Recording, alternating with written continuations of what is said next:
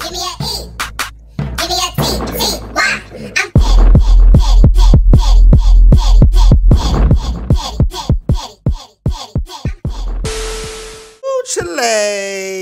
Chile, they finally got Jussie Smollett, girl. They finally got the girl. Mrs. I got beat up by two MAGA white men, and they put a noose around my neck and threw bleach on me and said, white power, this is MAGA country, child. And now yo behind is about to go to jail for 150 days, sweetie. 150 days. Now, Jussie, was this worth the child? Was it worth the child? Like, was this really worth you try to get your career going? Because, what's his face try to elevate your career from Empire when you was already getting paid buku money? Woo, the light skin privilege. Check this out.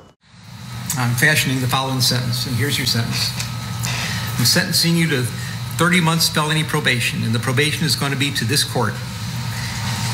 You're going to be allowed to travel wherever you want. You do not have to live in the state of Illinois. You can report by phone. I know that if you're going to try to make a living and do some of the things you do, you may have to go to other places, New York and Los Angeles. You can do those things. You will pay restitution to the city of Chicago in the amount of $120,106. You are fined $25,000, which is the maximum fine. And you will spend the first 150 days of your sentence in the Cook County Jail. And that will start today, right here, right now. Mr. Smollett, though the jury found you guilty and I've sentenced you as I have, you have the right to appeal the findings and rulings of the court or ask your sentence to be modified. To do those things, you need to file a notice of appeal in writing within 30 days. You may also file a motion to modify your sentence, which would have to be filed in writing within 30 days. Anything not stated in those filings are waived for purposes of appeal. If you cannot afford lawyers or transcripts, they would be provided free of charge. Do you have any questions? No, I would just like to say to Your Honor that I am not suicidal. That's what I would like to say. Okay. I am not suicidal. Okay. I am not suicidal. I am innocent, and I am not suicidal. If I did this, then it means that I stuck my fist in the fears of Black Americans in this country for over 400 years and the fears of the LGBTQ community. Your Honor, I respect you and I respect the jury, but I did not do this. And I am not suicidal. And if anything happens to me when I go in there, I did not do it to myself. And you must all know that. I respect you, Your Honor. I respect your decision. Jail time. I am not suicidal. Okay. Mr. Uche, let me inquire, are there any post-sentencing motions you care to present right now? Yes, Judge. Yes, Ms. Widow. The defense would wish to present a motion to reconsider sentence. All right. And file it in stancher. Right. It is timely filed. Thank you, Judge. And let me say, I've obviously considered the sentence at great length, and it's timely filed, so it's preserved for purpose of appeal. Motion to reconsider sentence is respectfully denied. We're filing a notice of appeal. We're going to be emailing to the court right now, to the office. You're doing it in stancher, and are you going to be handling the appeal? Judge, as of now, yes. Well, you have to commit to handling the appeal for the appellate court. Okay. All right. Notice of appeal may be filed. Charlotte, now I need the prosecutors to work with Charlotte, the probation officer, to work out probation specifications with the conditions I've just explained. 150 days in the county jail, the restitution, the fines. Oh, and also statutory DNA and costs are ordered as well. That's statutory. So you have to fill out the probation specifications. And I'm going to get somebody to help you do that, but we need to get that done in stancher. Anything else today? Yes. Your Honor, if I may, in light of the notice of appeal, we would ask that you suspend the jail sentence in light of the filing of the notice of appeal. Did I do what? Suspend the jail sentence in light of the notice of filing of appeal. That will be respectfully denied. Yes, Mark. Mr. Lewis. If it can be stayed in light of our notice of appeal. No, I'm not staying. No. The wheels of justice turn slowly. And sometimes the hammer of justice has to fall, and it's falling right here, right now. I'm not staying this. This happens right here, right now. Okay. Charlotte? I know you sentenced him to Mr. Smollett. Yeah, I'll talk to you about it. I'll give you those details. Okay? All right, any other matters to come before the court today? All right, defendants remanded to the custody of sheriff. Court is adjourned.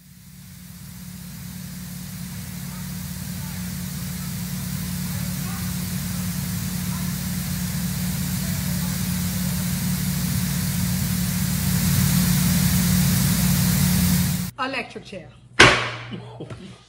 Jussie said, I'm not suicidal, honey. If I go to the pen and something happen to me, I am not suicidal, honey.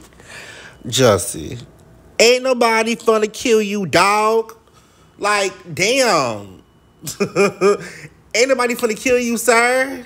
I mean, they probably gonna wanna get some of that light-skinned bussy, but they not finna kill you, child. Like, oh, please. So, if that wasn't bad enough, here's the pretense of the judge getting his bussy, period. Now, I do find the judge a little rude, but again, with Jussie having so much help behind his back, and again, him getting his light sentence, because again, 5 months will fly by fast.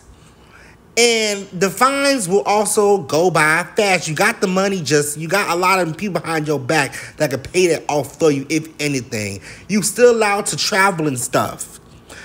But the judge also was a little, So check this out. That's a good question. I think that's the question on everybody's mind.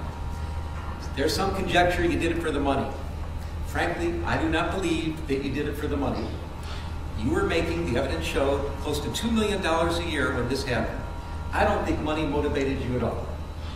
But the only thing I can find is that you really craved the attention, and you wanted to get the attention, and you were so invested in issues of social justice, and you knew that this was a sore spot for everybody in this country. You knew this was a country that was slowly trying to heal past injustices and current injustices and trying to make a better future for each other. And it was a hard road. And you took some scabs off some healing wounds and you ripped them apart for one reason. You wanted to make yourself more famous. And for a while it worked. Everybody was talking about you. The lights were on you. You were actually throwing a national pity party for yourself. And why would you do such a thing? Why would you, I understand, you crave the attention so much, but why would you betray something like social justice issues, which you care so much about? And the only thing I can conclude is that, and I acknowledge, there are wonderful sides to you. There are very giving and charitable and loving sides to you, but you have another side of you that is profoundly arrogant and selfish and narcissistic. That's the only thing that can be concluded. And that bad side of you came out during the course of all these events. You would think with all that delusion finally out the way and Jussie finally getting his sentence, you would think his family wouldn't be with the bull. But his sister and his brother decided to come and speak on his behalf because, again, they were trying to get him with jail time. And I think he deserved it, to be honest. I'm going to let them both play. I'm going to give my last final thoughts and we'll wrap this up. So check this out. I have something I want to say quickly. Your name, ma'am? My name is Jussie Smollett. I'm his older sister. First of all, I want to say my brother is innocent. My brother Jussie is innocent. This should not be a controversial statement because it is the absolute truth. What should be controversial is the entire miscarriage of justice this whole ordeal has been. I pray peace over my brother. I pray the peace of God over my brother and all victims of oppression and hate. I pray that we can do better as a world. May the God of peace be with you. Shalom. Your name, sir? My name is Jussie Smollett. I'm Jussie's youngest brother. My brother does not deserve this. I watched my brother go from being a complete victim, which he still is. He was attacked, and he is now going to be in jail. I saw my brother get locked up within 2 weeks for being attacked. Do you know how crazy that is? They want to say in that court and say that he's the reason why folks aren't going to report hate crimes. They're the reason why folks aren't going to report hate crimes. Because none of you believed it. None of y'all believed it. We have letters from the NAACP, President Derek Johnson himself. We have letters from Rainbow Push Coalition. We have letters from the Innocence Project, all saying that he should not be in jail. And they put him in jail. That judge chastised him. He chastised my brother. He does not deserve this. He was attacked. Do people never once think Even the folks who are naysayers, do you ever once think, what happens if he's telling the truth? He's telling the truth. Do y'all ever think about how poorly you feel in that situation? He's in jail for 5 months. That is unacceptable for being attacked. It is not his fault that folks are not going to believe survivors anymore. He is a survivor and he has been completely mistreated, and this has to stop. Baby, what you want to do? I want Jussie to understand that this was not worth it. Like, your career was going perfectly fine. You didn't have to do all this. Like, your part in Empire was really, really, really good. Like, your growth in that show, I've not seen nothing else from you. The way you played Empire gave me so much respect. As someone in the LGBTQ doing a thing. And you've reduced yourself to being the spokesperson for some political ploy that now they put a black man in front of, stupid. And now you're a laughingstock. And I'm pretty sure there's so many memes about you on the internet. For what? Nothing. But anyways, like, comment, subscribe, and I'll see you next time. Peace. It's weird.